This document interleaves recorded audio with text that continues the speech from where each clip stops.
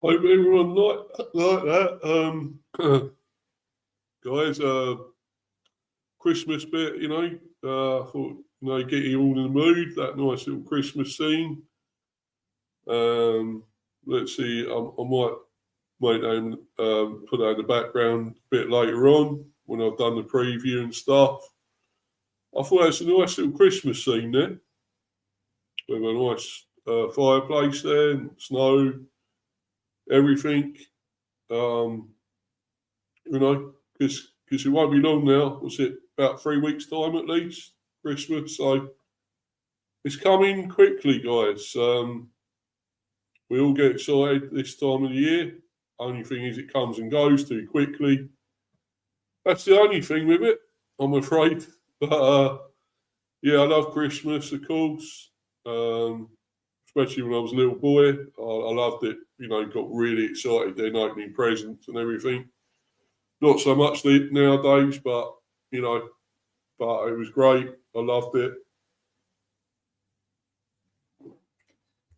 Christmas is still a special time for everyone. Relatives and everyone getting together with all your loved ones and everything, and friends and whatever else, boyfriends, girlfriends, whatever. And it's a great time of the year. We all wish for peace on earth at this time of the year. Don't exactly always get it, but it's a special time, special time of the season. And be up to you, Warren. Hope you're well, buddy. I Steve, massive game for the Bees, a must win. Exactly, it is a must win. It's got to be Gtech, I thought it was Fortress Gtech. Well, I suppose it is. We have only lost once there. But I'm not going to underestimate Leeds, because they do fight. I mean, look at that game against Liverpool. They probably should have lost that. Let's be honest, they should have lost that one. And they came back. The fight is there. 3-3 in the end. And so they ain't going to give up against us, are they, either? So we have really got to be on it this time. Those two poor games, I thought. Well, the Arsenal one, we probably done a slight bit more, but I was still disappointed with that. I know we probably should never really beat Arsenal anyway, but I was really disappointed with our performance. It weren't great. But the Spurs performance was the most lacklustre out of them.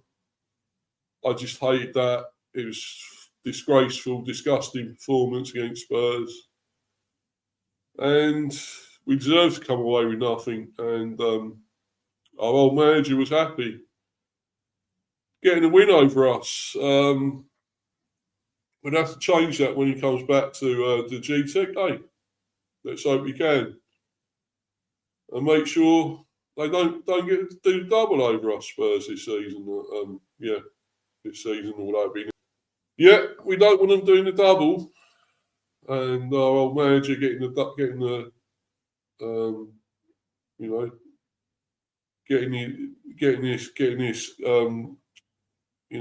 beating us twice, and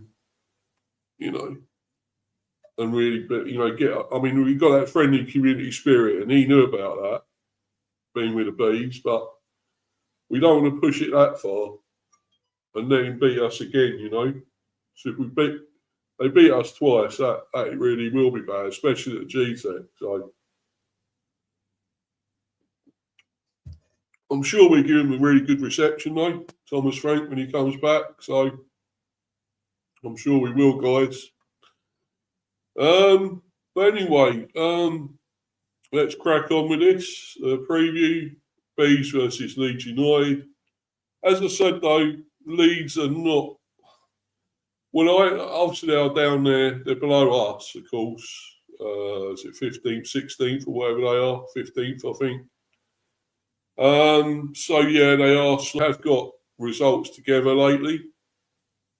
as I say, that one against Liverpool, they should have been dead and buried there. They should have lost that, let's be honest, against Liverpool. But they showed that fighting spirit, and they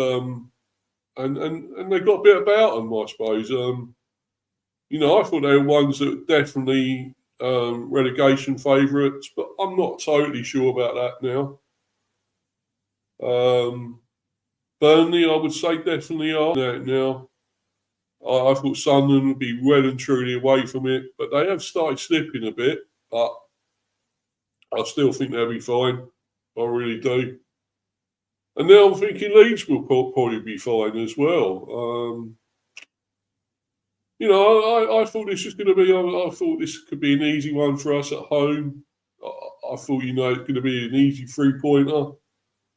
A definite win. We needed it coming back from those 2 poor games, 2 bad results. I don't think we turned up. We just didn't perform. I don't know what the thing was with that, and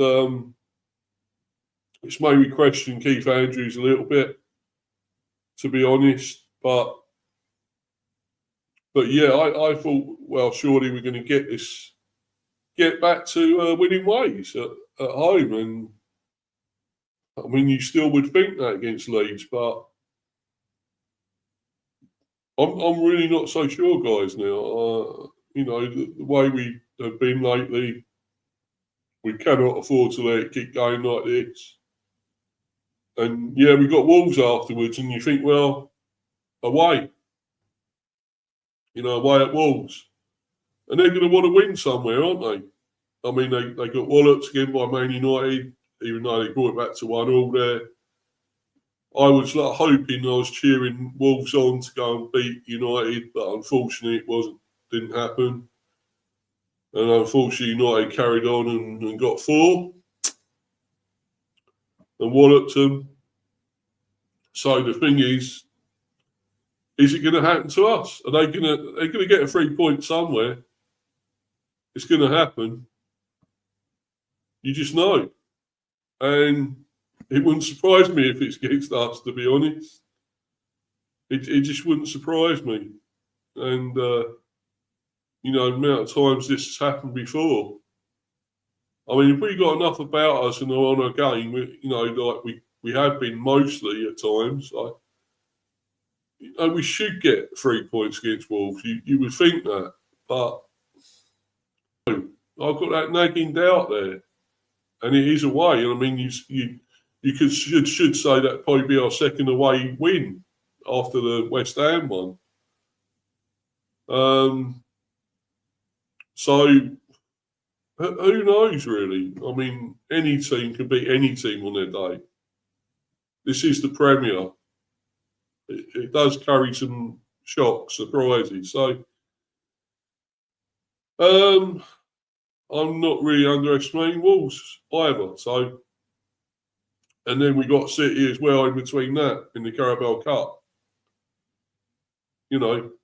Man City, who are coming back, they've really started, pulling it back after some bad games and tricky and disappointing performances maybe, but they've started getting wins again, and they beat Real Madrid the other day as well. So, yesterday. So, you really can't count them out, Man City, and I think they'll probably challenge for the Premier as well. Now, I think it could be a 3-3 race. I think it's Arsenal, Villa, and City in that race now. I think Liverpool have gone back. Well, they're not as much in it now. They could still come back to do something, but I don't think they will. So for me, it is Arsenal, City, and Arsenal, City, and Villa. For me, that's what I think in the title race. Kev as well there. Be up to you, bro. Great to see you in here, my friend. You really need to win this one, mate. Exactly. We do. We do, Kev. It's very important. You think we should do this at home. And But as I say, you just never know. You never know where Leeds are going. I mean, you know, they're getting some results together now, Leeds. They're getting some points together. You just can't really underestimate them. You know, they could easily do things, and you know, and I'd hate that if that does happen. If they beat us, because you never know. You know, lose to them and Wolves, that'd be a major embarrassment for us. You know, you know, I really wouldn't be happy. I'd really be going for these, and Keith Andrews especially, because I'm just, there's something here I'm seeing at the moment with our performances that are just not right. We're just not doing enough. We're not fighting enough. We're not, you know, doing enough with the ball and on the ball. I mean, yes, you could say there may be two slightly tricky ties against Arsenal and Spurs. Well, Arsenal, I knew we weren't ever going to expect it to win or do anything there. So, but the Spurs one, that disappointed me the most. It really did disappoint me. I thought they were there for the taking. I thought they were really terrible at home. They hardly, well, they haven't won a lot at home. And I thought they were there for the picking. Obviously not. I mean, we were terrible. That was an absolutely shit performance. And we cannot afford to do that again now against Leeds. You know, you can keep making excuses so many times about performances and so forth, but you've got to try and turn up in these games. I mean, it's the Premier. You don't get a break. You don't get a rest.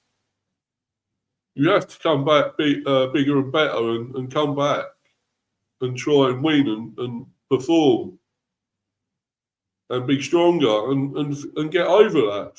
Forget about it. But it was poor for us. You know, the Spurs performance was the worst. It was shit. It was absolutely terrible, our performance. And, you know, we cannot perform like that again here. We just cannot. And Leeds have still got a bit about them, you know, that they could do something. So I really do not underestimate this lot. I really don't. And I'm sorry, but I'm going to go into this anyway, guys. I'll go into the actual preview. Right. So I'm also going to talk a little bit about transfers on here today, because we have been linked with some players. So I'm going to go into that a little bit.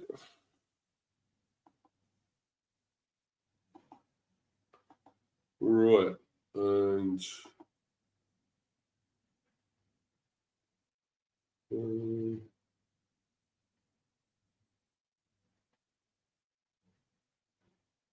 right. Anyway, right, here we go, and bringing this up now. There you go, match preview, Brentford Bees versus Leeds United. And here it is, analysis, team news, match officials and more.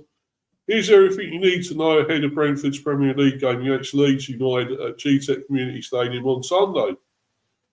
Yes, this Sunday, which will be broadcast live on Sky Sports, of course, 4:30 kick-off. Keith Andrews' side have lost just one of their 7 home games in the Premier League this season, while Leeds have lifted themselves out of the relegation zone with impressive results against Chelsea and Liverpool. Analysis, team news, match officials and more. Here's everything you need to know ahead of the Bees' latest test.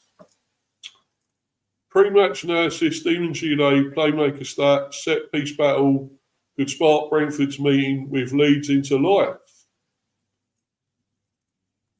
Brentford and Leeds United's numbers suggest a dead ball might be what sparks this game into life.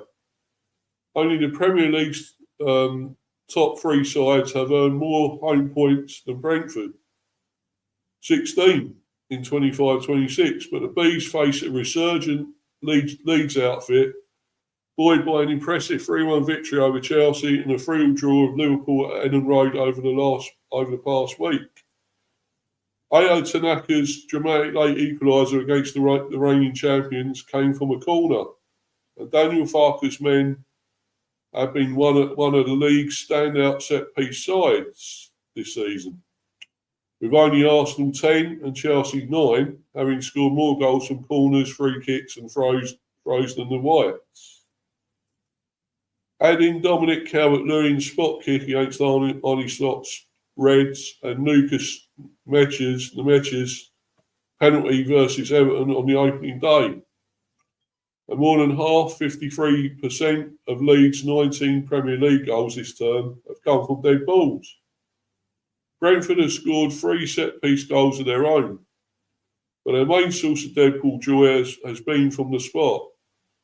The Bees have been awarded more penalties, 7, than any other top-flight side this season, and converted 5 of them.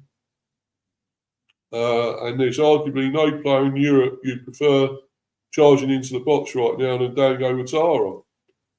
Set to join up with Burkina Faso for the Africa Cup of Nations in Morocco shortly. That is the problem. I think he'll be the only one missing, though. I don't think we've got any other African players. Maybe Onyeka, but then he doesn't play as much anyway.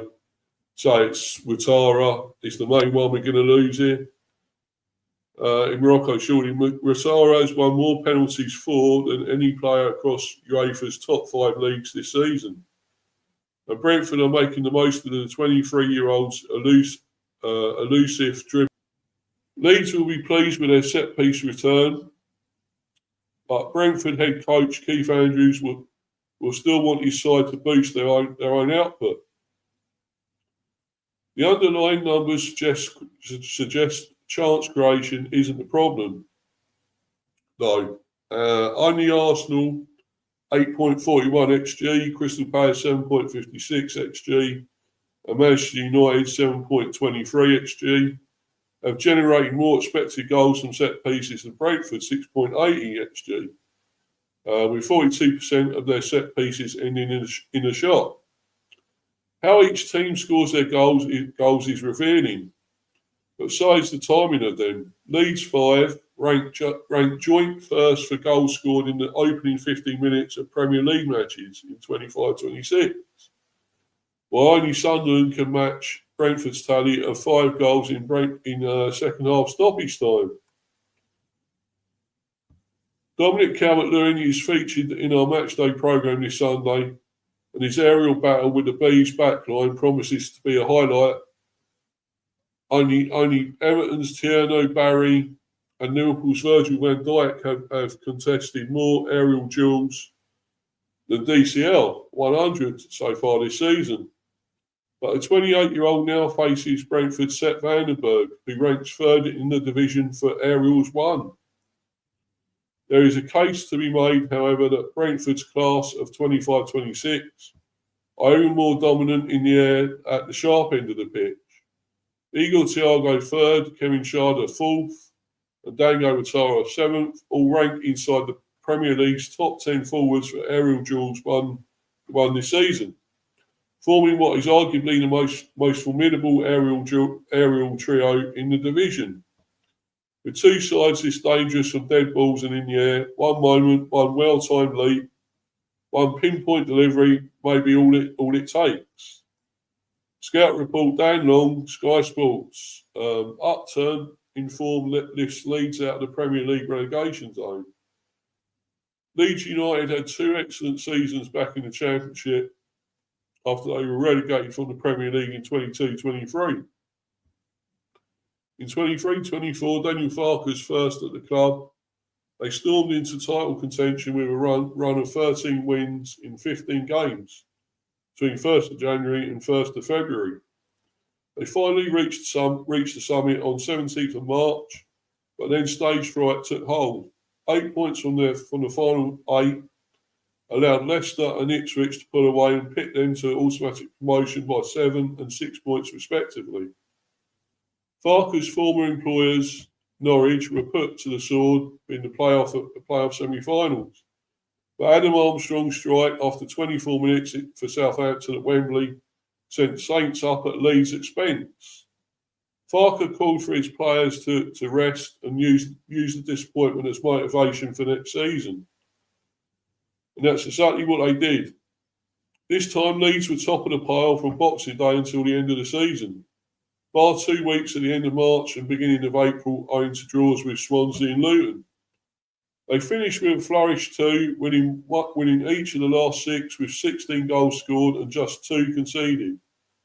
Farke had wrapped up his 3rd championship title in style, and Leeds became one of the select few to reach a century of points in the division.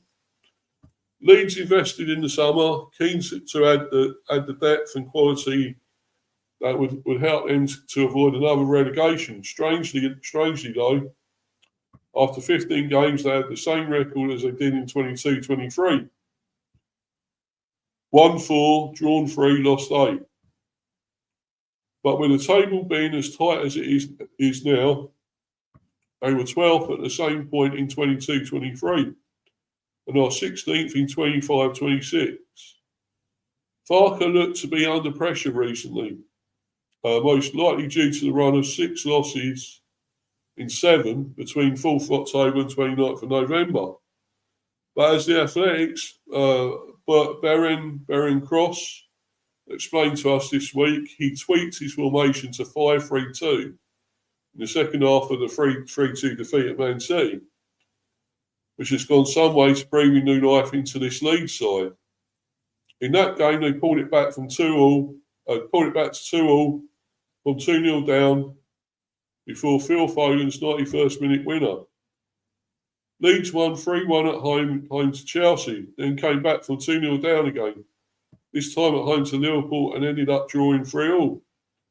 Those 4 points have moved them out of the relegation zone and fired a warning shot to those currently both above and below them.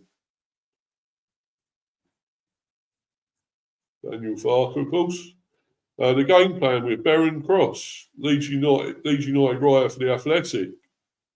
Beren Cross, Leeds United writer for The Athletic, has explained how manager Daniel Farke is likely to Sunday's Premier League game against Brentford. Barring something bizarre happening, I would say it will be a 5-3-2, especially away from home, Cross told us this week. I think going away to Brentford, a 5-3-2 would certainly suit that, especially with Joe Rodon, Xhaka Biol, and Pascal Struijk as the 3 centre-backs. And I think they will probably quite enjoy the battle with Igor Thiago, assuming he plays. There will be 2 wing-backs and 3 in the middle with Ethan Ampadu, who will generally be a bit more of a sitter.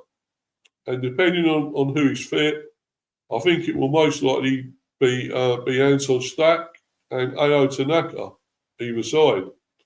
Stack and Tanaka will be the players that have a bit more licence to go and hunt for the ball and step out of that compact shape if necessary. Then there are two up top in Lucas Nemecha and Dominic Calvert-Lewin. Last starting 11 versus Liverpool, 5-3-2, Perry in goal, Bogle, Rodon, Biol, Struijk, Goodmanson, Stack, Ampadu, Gruev, Calvert-Lewin and Okafor. Team news, Andrews issues Nelson update. Brentford head coach Keith Andrews provided an update on Reece Nelson ahead of Sunday's game against Leeds. After picking up his 5th booking of the season, Kevin Schade is suspended for the visit of the Whites. Reece is doing pretty well, the West Londoners head coach revealed. He took a knock a week or so ago, so we'll see how he shapes up for Sunday. He should be in and around being available for Sunday. We'll see how he goes over the next few days. There are going to be opportunities for lots of players over the coming weeks with the nature of the games that we have and the schedule over Christmas being a busy one. Match officials. Brooks, the referee, his second Brentford game of the season.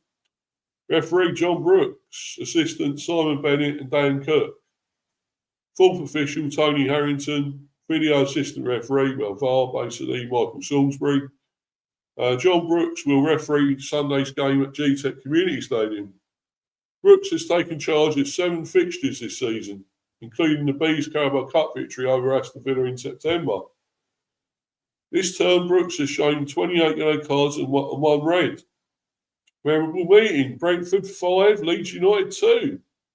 Premier League 3rd of September 2022. We get as many goals as that this time. That'd be amazing. That'd be superb. Ivan Toney's stunning hat-trick was the catalyst for Brentford's 5-2 victory over Leeds United on a record-breaking afternoon at Gtech Community Stadium. Yes, probably Toney at his best there, you would say. He was definitely at his best there. So, yeah, amazing. It was the first time the Bees had scored 5 in a Premier League game and the first time the club had hit that mark in the top flight since April 1938. Tony's first from the penalty spot after he was fouled was his 50th for the club, making him the fifth fastest player in history to that mark. After adding 2 more, both excellent finishes from range, it was left to Brian Bramo and Johan Visser to complete the home side scoring. Where all day now? Tony, Visser and Bramo. We haven't got them now. But I think we've still got enough. Hopefully we should be beating Leeds here. I really hope so, you know. And I'm going to go to the team, see who we're going to have. Well, obviously, it's this man in goal, Kevin Kelleher. He will be in goal. Just got a few comments here.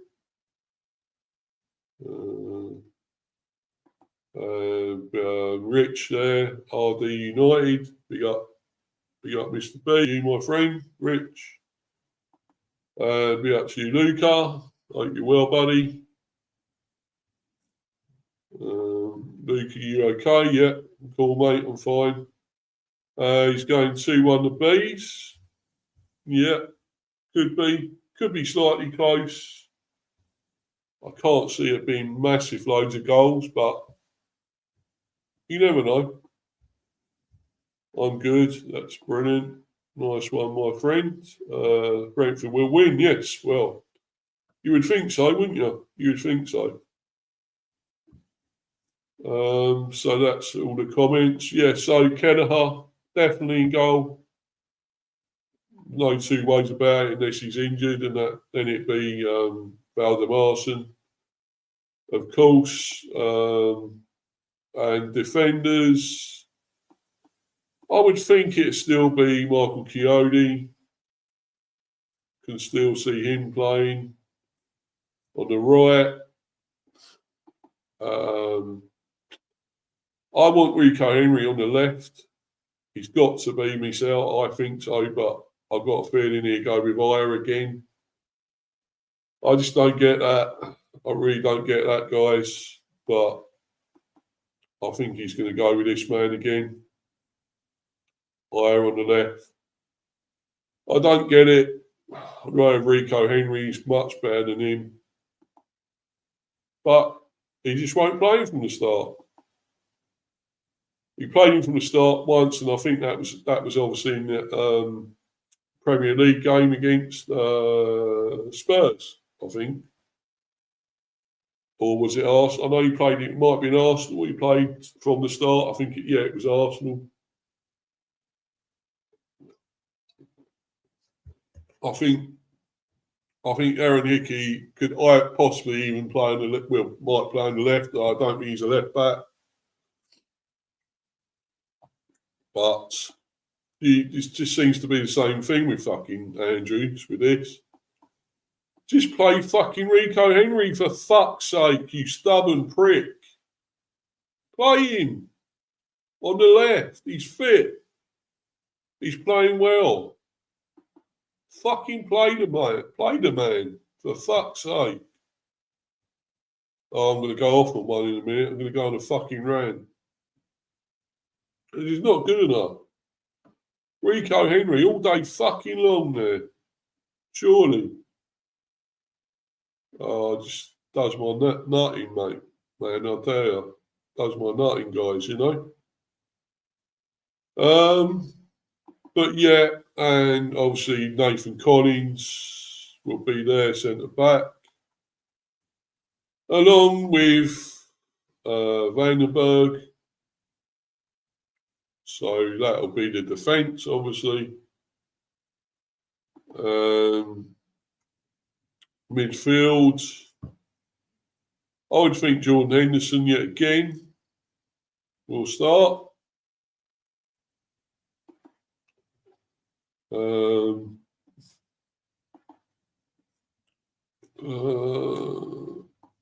Probably, as usual, Yarmulke. Yarmulke will probably start as well. And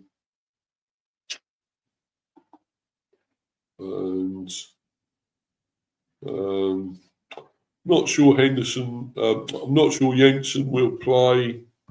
I wouldn't have thought so. I would think it'll be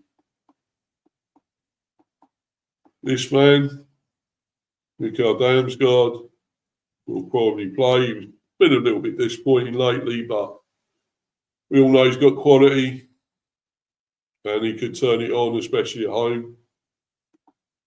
Against slightly lower opposition, you would say, lower. He might turn it on there. So I think that would be the midfield. Yeah, I think that'll be our midfield again. I can't see. Well, Janel's fit, I think, now, and got enough match practice, enough match legs, minutes, but he seems to prefer him as a sub. And maybe it's that contract issue, I suppose, that's still a cloud above him at the moment because he's not signed a new deal. I don't know if that's something to do with Keith Andrews doesn't want that. He's not happy. Wants him to commit, and he won't. And he's not going to play him right from the start. But anyway, yes, obviously Kevin Schade is out, suspended. So for me, if Reece Nelson looks like he's ready, he's fit, I would either go with him or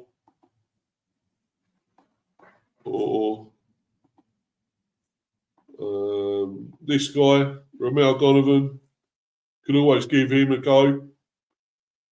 You know, he's got to be played at some stage, surely.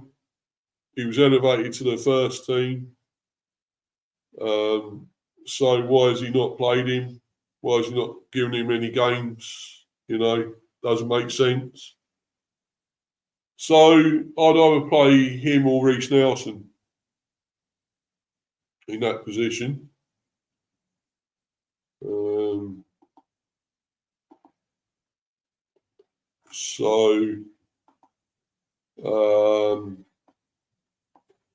And obviously will be Ratara, no doubt, will still be there up front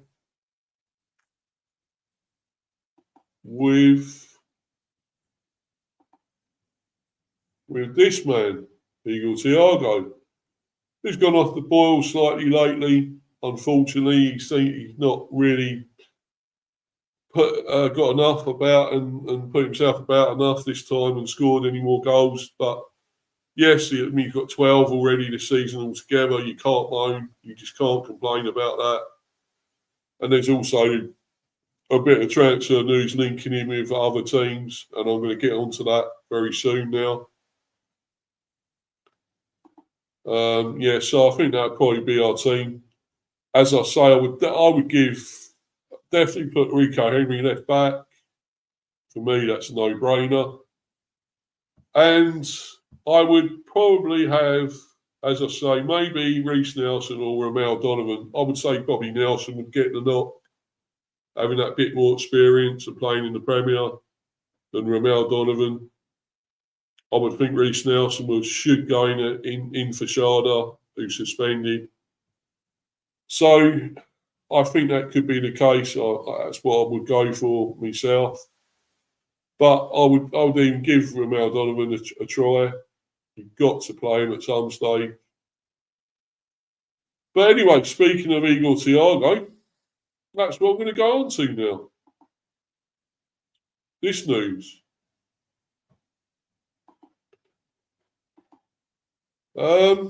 Yeah. This is not good. I hate to be talking about this, but Spurs have been linked with Igor Thiago, of course, with Thomas Frank being manager and managing him briefly at Brentford. But Tottenham learned key info about January deal for £30 million Igor Thiago after facing Brentford. Tottenham are assessing an ambitious move for Brentford striker Igor Thiago. There's one big hurdle to overcome in pursuit of a deal. Reports linking Tottenham Hotspur with Brentford forward Igor Thiago have been doing the rounds as the January transfer window edges closer, and the noise surrounding it has only grown. It has been claimed that Tottenham are eyeing a £30 million swoop for the Brazil international as they look to bolster their attacking ranks. Well, for a start, we paid a bit more than that, didn't we? I think it was it 35? I believe we paid. Yeah, 35. So why don't we let him go for a bit less? No, sorry. It's got to be more than that. Come on, Thomas. You know the score when you was at the Bees, when you were managing the Bees. You know the fucking score, mate. You know we like to make a profit on these players. So 30 mil, he's going nowhere. They'd have to get it right up to, I think, at least 60, 70 or more. This guy's worth that. He's getting all these goals. And personally, I don't want him to go. I don't fucking want him to go anywhere. But we all know what happens. The heads are turned. We know Brian Bramo was always going to go to Man United because he's a fan of them. He was a fan of them as a little boy. His boyhood club. So that was always going to happen. He was always going to go to Man United. So we were resigned to that, losing him. The little prick done all that shit. And I hated that. It was disrespectful. Out of order. And yes, he'd gone to Newcastle. So we accept all that. But we do not accept Igor Thiago going somewhere at this stage. Why? January, and I can't see, why is it going to happen? Surely, I'm sure he's happy here. I'm sure he is. We can't be letting this guy go. He's getting all our goals. Reports from yesterday also suggested that a move away from Brentford is highly likely for Thiago. Well,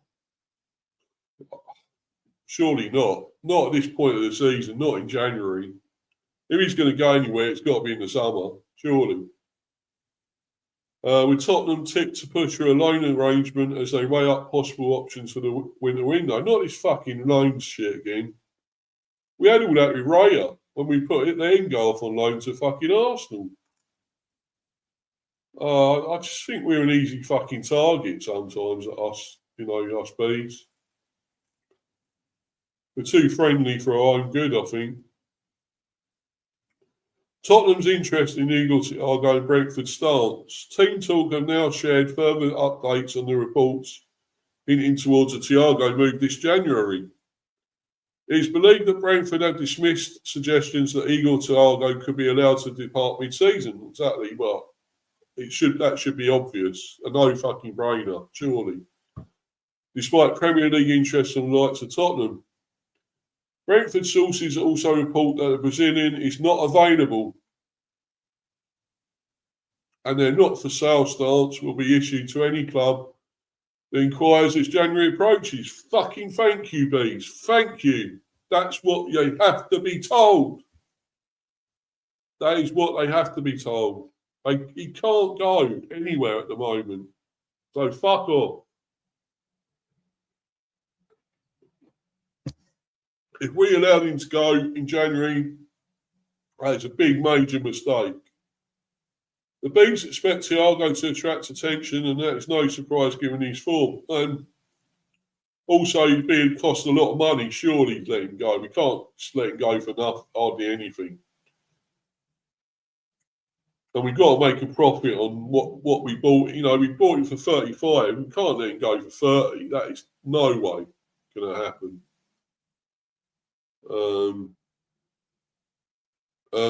Keith Andrews' side believes their forward is currently as good as any striker in the division, and I agree. I totally agree. And they remain relaxed and confident with the prospect of a sale, not something they are even entertaining at present, which is good. I like that stance. I like it.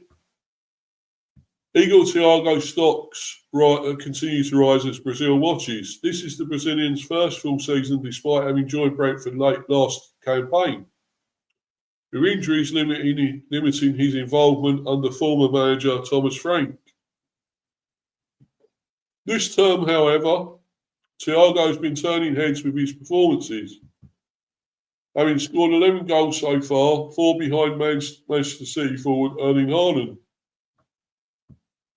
The Brentford forward stock is rising quickly, and is now being discussed as a potential option for Brazil at next summer's World Cup, with Carlo Ancelotti and his technical team understood to be monitoring him closely.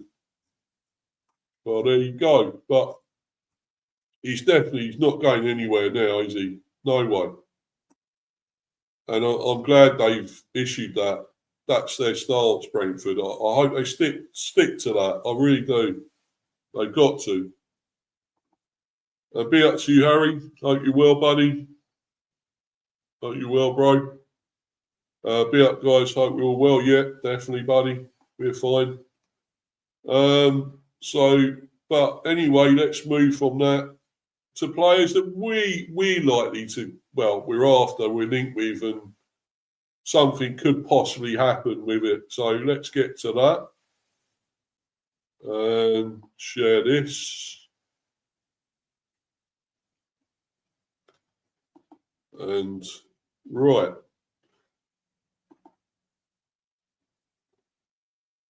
So the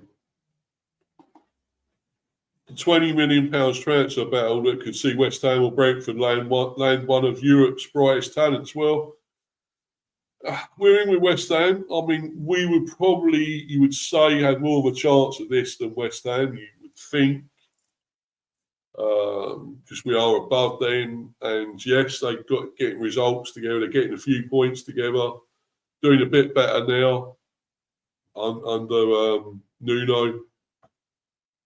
So yeah, possibly. I think we would be in the driving seat here if this was to happen. West Ham and Brentford have been linked with an exciting young defender. Can they beat Juventus to a January transfer? Well, I think we definitely need another defender. I think that's quite important now. According to reports this week, both West Ham United and Brentford have already opened negotiations ahead of potential January transfer deal, which could land them one of Europe's brightest prospects. If they can get in ahead of Juventus, well, that's another thing, isn't it? The I paper claims that the two London teams have made contact with Lecce over a deal for £20 million rated centre-back Thiago Gabriel. Well, another Gabriel. Of course, one at Arsenal, as we know. But there he is there. There's the man there. He's a Portuguese under-21 international whose performances in Serie A are starting to attract considerable attention. But would he be a difference maker for either side? And what chance do they have of landing the youngster this winter? That is the thing. And I think if he's that good, I hope we do get him. I think we need another, he's another centre back, of course. So I think if either Collins or Vandenberg get injured or have poor form, this guy could come in if we get him, which I hope we do. Only 20 million. I think it's probably a bargain for us. Why West Ham and Brentford are chasing Thiago Gabriel? Stood at 6 foot tall, good height, that's brilliant. The 20-year-old Gabriel cuts an imposing figure and is just as dominant in the air and physical in one-on-one situations as you would expect. But it's perhaps the Portuguese youngster's potential maturity which makes him stand out most of all. Gabriel spent time in Sporting's youth academy, but made his name with Estrela da Amadora. Estrela da Amadora, earning a regular starting spot there before moving to Lecce in January in a deal which set the Italian side back no more than 1.5 million euros, 1.3 million pounds, depending on which reports you believe. The precise fee is unclear, but it's become obvious that Lecce got a bargain. Although used sparingly in his first season in Italy, the towering defender has become a regular since the summer and has consistently impressed since. His body of work is small, but his quality has been evident. And that comparison might be with Everton's Jared Branthwaite. Not only does he have impressive physical attributes and the skill to use them effectively, but he has the knack of being in the right place at the right time to intercept passes and make clearances. And the statistics behind his work are very impressive. Defensive contributions of every kind come in volume. Like Branthwaite, he's also developing rapidly in the passing game. Ball downfield quickly and accurately. While he isn't a traditional ball-playing defender in the sense that he rarely opts to carry the ball out from the back himself, he has the ability to spark attacks quickly thanks to his distribution. For West Ham, whose defence needs strengthening after disappointing returns from Max Kilman and Jean-Claire Todibo, Gabriel represents a relatively affordable option to improve a leaky back four. Always on the hunt for young talent, he could be a long-term replacement for the much sought-after Nathan Collins. Yes, so there we go. Who has been linked with Premier League clubs, but will either get there. Will either team get there ahead of Juventus this January? That is the question. Will Gabriel come to the Premier League this winter? Juventus' interest is likely to be the biggest barrier to a deal for either West Ham or Brentford. The old lady may not be quite a dominant force in Italian football that she once was, but the Turin club's name still carries considerable clout. Juventus are looking for defensive depth with injuries and inconsistency an issue for them. And a slightly worrying financial outlook means that more expensive transfer may be off the table. The club are steadily losing money every year and want to avoid major outlays in order to have the funds to retain key talents such as Kenan Yildiz and Kefren Turam. Gabriel, therefore, ticks a lot of boxes for them. Although it's possibly that they will need to be sure that they can sell some of their less important players to keep the books balanced before they make a bid. That could give West Ham or Brentford a window of opportunity to strike a deal, especially if Gabriel believes he has a clearer path to regular starts there. It definitely start for us, that's for sure. The player's own thoughts on whether he would like to move or where to are not known. Although it would be in for a considerable increase in his salary were he to agree to a transfer. Lecce, a selling club themselves, are unlikely to be able to resist a substantial offer for any length of time. It's still not clear that they will sell Gabriel in January, especially given that they are, at the time of writing, just 3 points clear of Serie A's relegation zone. They may well wish to hang on to one of their best performers of the season so far to help them stave off the threat of the drop.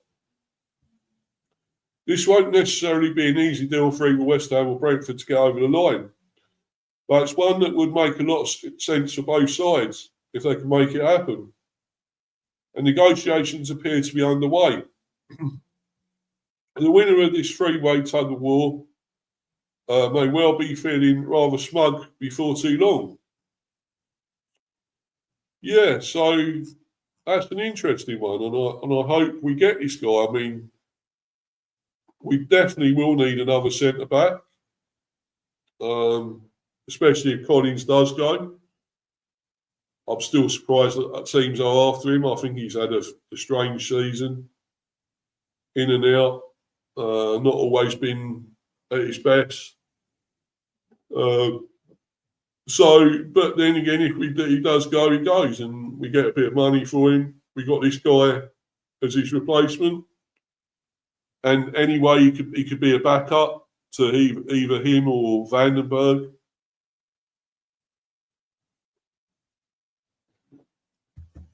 So I'd welcome this deal if it happens. It'd be amazing. And he's another player we're actually still linked with. I mean, we were linked with this guy before as well, and that's Bobby Thomas.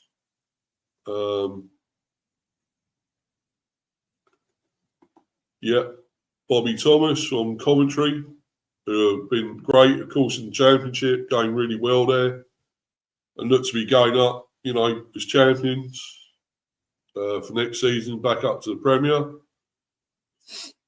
That'd be great for them. But yeah, this young man, we also need, of course, along with, though, we got other, contenders there, clubs in the hunt, the race to fight with, as how much Bobby Thomas earns at Coventry City is Leeds, Everton and Brentford. So we got Leeds and Everton fighting for him as well. So this might not happen, but who knows? I hope this is a very good young defender, promising defender, I think, Bobby Thomas. This would be a great signing for us. It has been an outstanding season for Coventry City in the Championship so far, but their remarkable form could make them vulnerable to losing some of their star players in January. After losing to Sunderland in agonising fashion in last season's playoff semi-finals, Coventry have taken the Championship by storm in the early months of the campaign and opened up a commanding lead at the top of the table. The Sky Blues' success this season has largely been down to their prolific goal-scoring form, but they have also been incredibly solid defensively, including keeping 5 consecutive clean sheets between September and October. Given how well Frank Lampard's entire team have performed this season, it has been difficult to single out any individual players for praise. But defender Bobby Thomas is one man who has played a particularly integral role. As they look to continue their promotion push, Coventry will be reluctant to sell any of their key players in January. But amid increasing interest in Thomas, their resolve to keep hold of the 24-year-old can be tested when the winter window opens. Leeds United, Everton and Brentford plotting move for Coventry City defender Bobby Thomas. Thomas came through the Burnley, and after loan spells with Kendall Town and Barrow, he really made a name for himself in the 22-23 season, during temporary stints with Bristol Rovers and Barnsley in League One. After helping the Tykes reach the playoff final, Thomas made a permanent move to Coventry in the summer of 2023. After a fee of £2 million, and he has enjoyed a hugely impressive spell at the CBS Arena, showcasing his excellent defensive attributes and chipping in with a number of crucial goals at the other end of the pitch. Thomas was reportedly the subject of an £8 million bid from Sheffield United in the summer, while his former club Burnley and Brentford were also said to be keen. But the Sky Blues managed to keep hold of him on that occasion. However, Coventry could soon be facing another battle to retain Thomas, with Brentford believed to be planning to reignite their interest in the defender in January, while their fellow Premier League sides, Leeds and Everton, are also set to join the race for his signature. As Thomas' list of admirers continues to grow, we looked at how much he currently earns with the Sky Blues.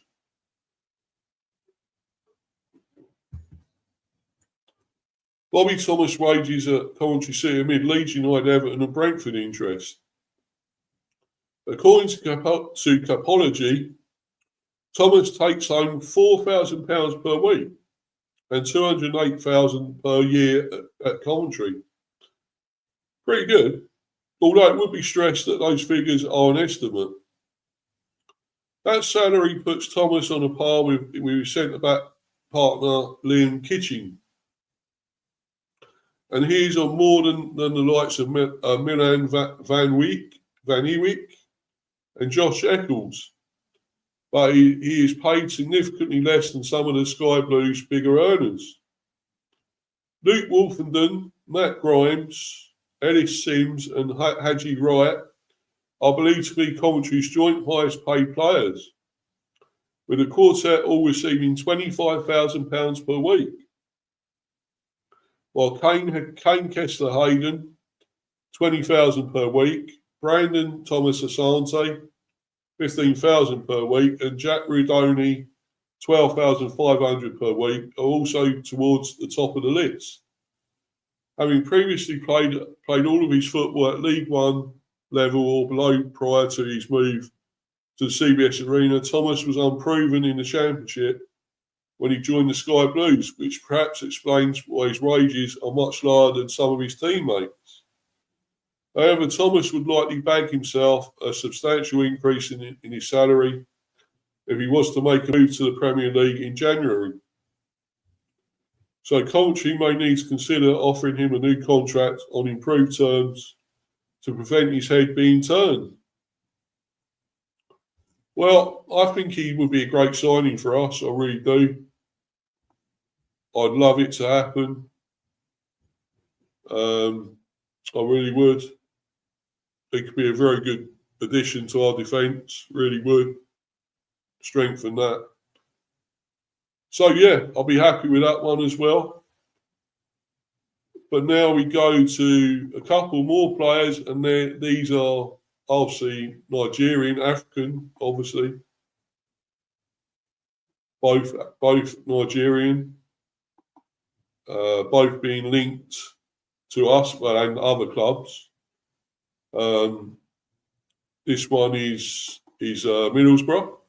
Well, Middlesbrough, Chelsea, Spurs all in for this guy. Middlesbrough joined Chelsea, Tottenham and Brentford in transfer battle for Nigerian prodigy. Middlesbrough joined Chelsea, Tottenham and Brentford in transfer battle for Nigerian prodigy. Victor Osimhen, oh well, that's nothing to do with it. Sorry, I don't want to bother with that. Middlesbrough have joined a fast-growing field of Premier League. I was going to say, I thought if we were linked with Victor Osimhen, well, that'd be amazing, wouldn't it? We could get him, but no. Middlesbrough have joined a fast-growing field of Premier League and European clubs, pursuing highly rated Nigerian midfielder Sani Suleiman. Soccernet.ng reports.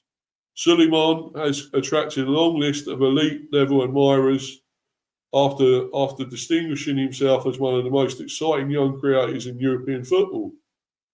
According to a Sports Boom report, Championship club Middlesbrough made contact with AS Trenshaw last Thursday as they assessed the possibility of securing the 19-year-old in the January transfer window. Yet another youngster, so 19, another one with a lot of promise, obviously. Suleiman, who joined the Slovakian side from Aqua United just over a year ago, has been in outstanding form this season and is now attracting interest from several major football markets.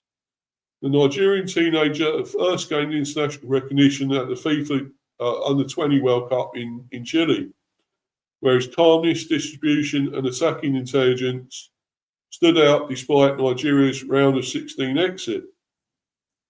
Suleiman, Premier League, Bundesliga clubs tracking Nigerian teen sensation.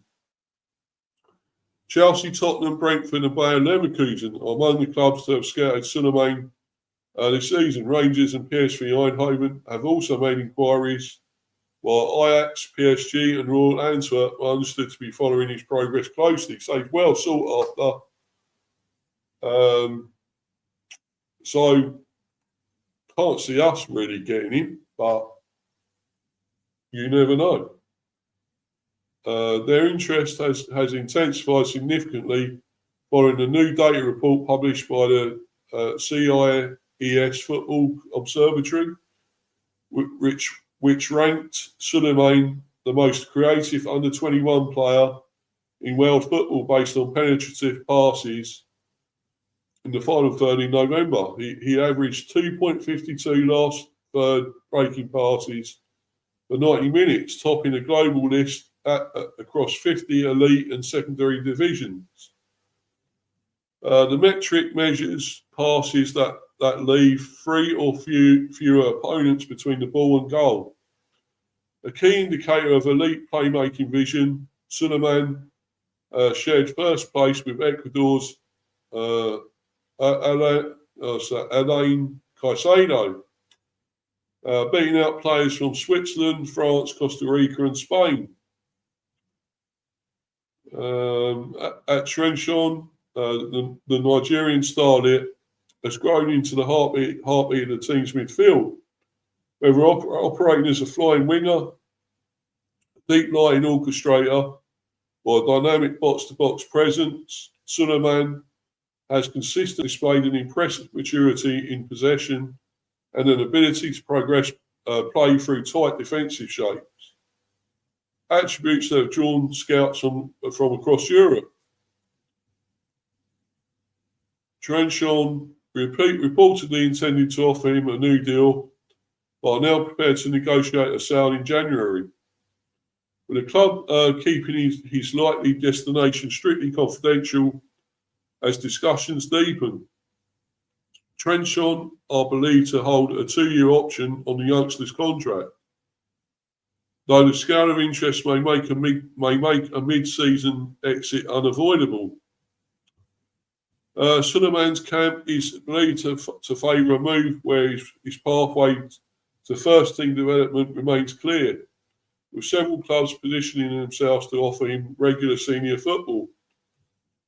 While still at Aqua United, Suleiman won the NPFL Rookie of the Season at the League Bloggers Award last year.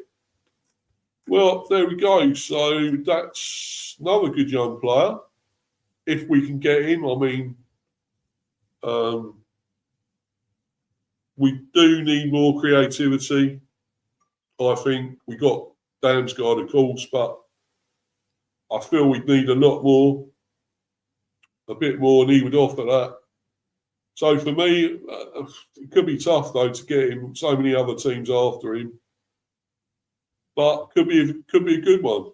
And then there's this one, the last one, another Nigerian, AFCON listed Nigeria star Sparks transfer race with Fulham, so we're again in a race, in a fight with Fulham, West Ham and Brentford.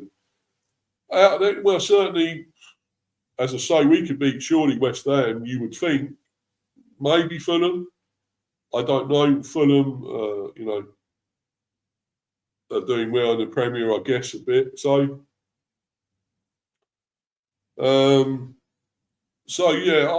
I think we could have a good chance of this one, because I think we could beat Fulham and West Ham to this. But Fulham may be preparing to add yet another Nigerian talent to their ranks after emerging among several English clubs monitoring Victoria Pleasant's striker Rafiu Durasinmi.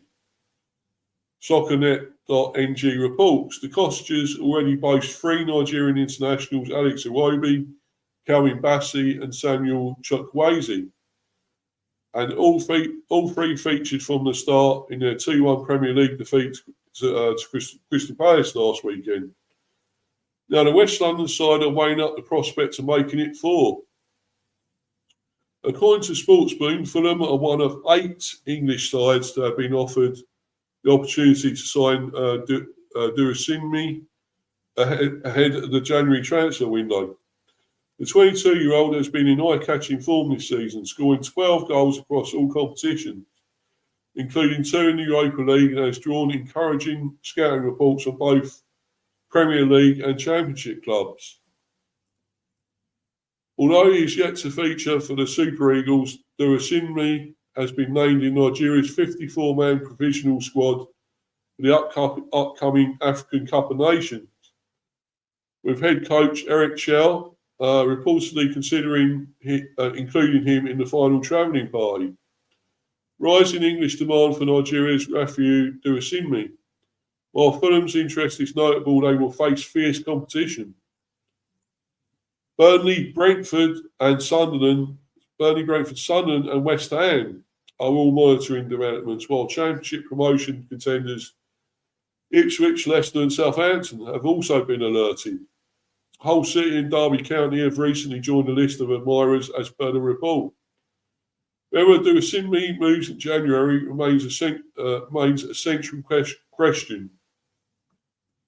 Pleasant remain publicly cautious about selling their top striker midway through the season as they chase domestic silverware and aim to progress further in European competition. But with his contract expiring in summer 2020, face a strategic dilemma. Cash in now for an expected fee of around $6 million, or risk losing him for nothing later.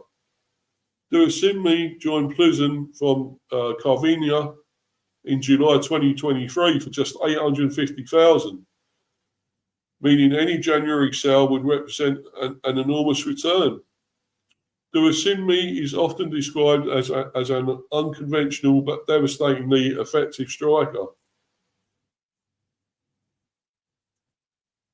Tall, rangy and deceptively powerful, he thrives when running directly at defenders and excels at improvising finishes inside the box. Coaches in the Czech League believe his physical profile and attacking instincts make him particularly suited to the rhythm and intensity of English football.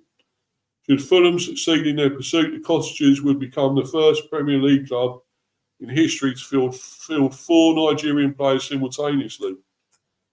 But yeah, I think we'd love to get him, and if we could beat Fulham to that, who says they got to have 4 Nigerians in their team? No.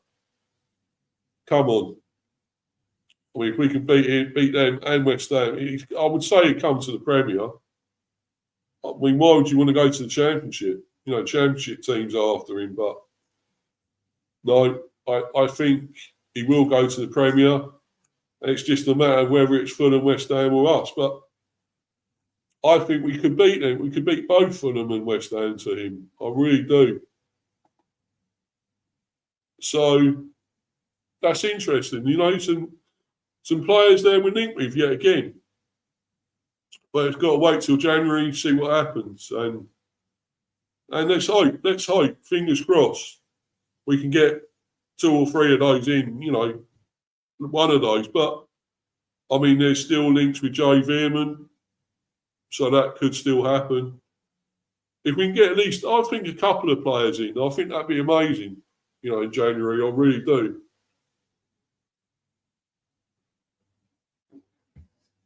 I do think another defender and a striker are important, to be honest. But yeah, hopefully. But getting back to this Leeds game, my prediction, because I haven't predicted the score, I think it's time we did come back and win. And we are at home. We are at the Gtech, don't forget. I think it is a win. It is a must win. And I think we will win. I'm actually going to go 3-1. So I think we will concede. I'm going 3-1. Yeah, it's a bit, kind of being optimistic in a way. But I think we could get 3 goals against this lot. As long as they don't come back like they did against Liverpool or whatever. Because that could happen. But I'm going to go 3-1. I just feel, we should get back and win this one at home. And they are struggling still, despite what they're doing at the moment, their sort of results. They are still having a bit of a struggle. So, if we lose to this lot, that's embarrassing, I think. And I will go for them if it happens, because I'm not having it. After 2 bad away performances against Arsenal and Spurs, no. This has got to be a win. Got to be a win, guys, and that's it. Anyway, follow me on Insta, Mr. B for Life 182, and subscribe to Mr. B Hyper Football Chat. And smash those likes, guys, and keep subbing. As I say, I'm still on 196 subs. Get me those, 4, my maths is shit. Well, it's only, I can't count that up. So it's like 4 extra to get me to 200 subs, guys. Come on. It's got to happen. Come on. And if I do get those 200 subs, there's going to be a celebration stream, It'd make my Christmas as well. It'd be like an early present for me, Come on, guys, get me to that 200. I'm not far away, just 4 away from that magical 200. Come on. Let me end the season well here on my channel. Come on, guys. Come on. Everybody, you can do it, Come on, my followers, loyal followers, members. You can do it, guys. You can do it. Anyway, thanks everyone. Harry, Luca, Rich, Kev, and Warren in the live chat. And thanks to everyone that's been watching live or on playback. You know who you are. Well done. And thank you once again for your support and love. It all means a lot to me, guys. It's brilliant. Please keep it up. And until the next stream, well, it may actually be a cricket stream tomorrow. Well, it will be hopefully on the Buzz. I'm doing a Buzz special to do cricket tomorrow, the state of English cricket. And so forth, having a couple of guests on. That's going to be around 6 o'clock tomorrow. Hopefully, it should be. Fingers crossed, 6 o'clock tomorrow. And then reaction to this game, which will be probably, it's game Sunday. It may be later on Sunday, I don't know. It may not be, it may be Monday, the reaction. So who knows? I'm hoping for a 3-1 Bees victory. Come on, lads, we've got to come back. That was embarrassing. That was terrible, losing in games. No performance in both. The Spurs game, the worst. Let's get something back for these fans, some pride back and some fight and want to win the game, We are playing slightly lower opposition this time and, they're below us. Let's prove how good we are. We got these and Wolves, 2 winnable games, 2 really winnable games. But anyway, guys, I'm going to bounce. I'm getting myself out of here. Going to watch some football. There's obviously some football on. I think it's on now, I believe. Europa League and Europa Conference. But anyway, I'm out of here, guys. Please take care. Stay safe and enjoy the Christmas period coming up. But I'm going to hold on a minute. I'm just going to put this on in the background if I can. Hold on a minute. Let's see if I can add this to this background. I don't know, we'll see.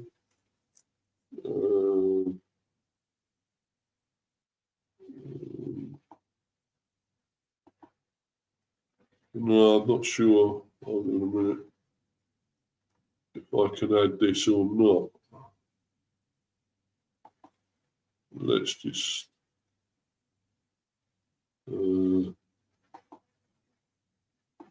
right. Hold on 1 minute, guys. Hold on. Can I add this or not? I don't think I can. But anyway, hold on. Yeah, I can. Hold on a minute.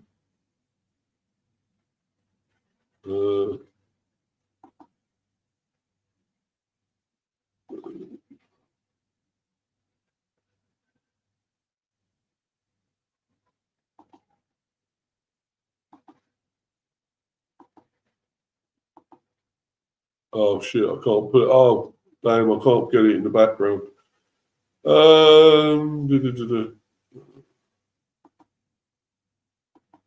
was hoping to get that Christmas one in the background, guys, but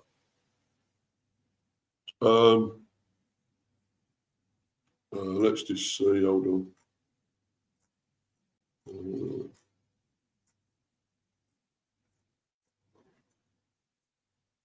Never mind. I'll do that next time because I really want to make this Christmassy.